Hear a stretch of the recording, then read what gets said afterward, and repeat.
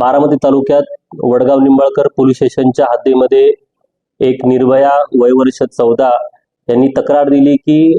दोन व्यक्ती दादा उर्फ ऋतिक वायकर वय वर्ष 25 व बाळा उर्फ दयानंद होळकर वय वर्ष 24 या दोन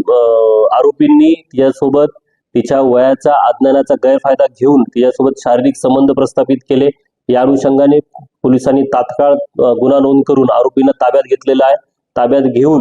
त्यांची आता मेडिकल तपासणी करून यामध्ये अजून कोणी आरोपी आहे का याबाबतचा तपास आमचा चालू आहे आणि यामध्ये त्याला कडक ते कडक शासन होऊन शासन व्हावं यासाठी पोलीस संपूर्ण जे काही एव्हिडन्स आहेत ते गोळा करण्याचं काम यामध्ये करत आहेत। सोबतच यामध्ये आम्ही पोस्को ऍक्ट सोबत अॅट्रॉसिटी ऍक्ट आणि BNS